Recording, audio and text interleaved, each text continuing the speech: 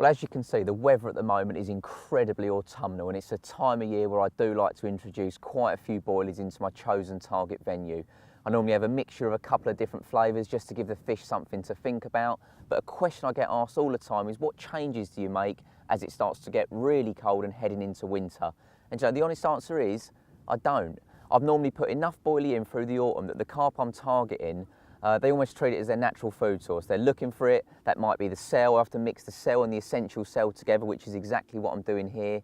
But the things I do change as it gets into winter is how I present it and how I introduce it. So a lot of the time at the moment, I'm just introducing whole boilies, maybe a few chops in there as well. But ultimately, the carp are really actively looking for it. They're eating loads of it as well, so that almost the more you put in, the quicker you get bites. But as winter comes, the fish are slowing down, their metabolism's a lot slower. But as long as you keep introducing bait to a water, unless it completely freezes over, the fish will continue to look for it. So as you can see, I've got in here, as I've said, a mixture of the cell and the essential cell together, but I do make a few twists just to make my bait go a little bit further in the winter, because simply I don't need to put as much out. So as you can see, what I've done here, I've put a load of this through the crusher just to give me some really fine particles of food. This will be introduced via a spom, and what happens is it will be moving up and down the water column, making my whole area of attraction far greater, and hopefully increase the pulling power and really get the fish coming in searching for it. And ultimately underneath it's going to be more of the boilie. I'll also get the cutter. I like to put a few chops in as well, because once you've got carp feeding, if it is just all round boilie, sometimes it can appear a little bit too obvious. So again, by giving them a bit more to think about, some different sizes, get some nice cuts, and as I've said with the crushed ones as well, you're getting a hive of activity in your swim, which ultimately leads carp to slipping up. Let's just put a few more of them in, and I'll show you my last little thing that I'll do.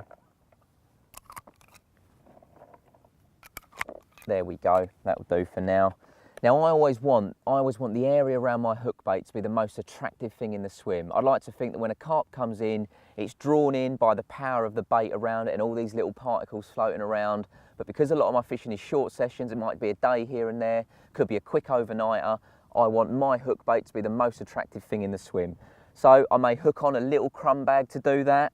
I may put a little stringer out so there's a real tight bed of bait right around my hook bait, or even a little stick that you can thread straight down the line. Now I'm just choosing to use crushed boilie here, but a lot of the time I do use some of the activated mixes and really make a pungent stick mix, add a bit of tuna here and there, a couple of different liquids to really enhance the pulling power. And I honestly believe that by doing that, I'm increasing my chances of getting a very, very quick bite. Don't get me wrong, all of this stuff here is going to catch you loads of fish, but if you can do those little tweaks that make your hook bait stand out, I think that makes a big difference. And to top it all off, there's a multitude of different liquids you can add to your mix to again increase that pulling power. You've got the matching hook bait enhancement systems, you've got matching stick liquids as well, which you can add to your PVA mix. It's not going to melt it. All in all, making that whole area mega attractive. The fish can't refuse it. It's going to put you more fish on the bank.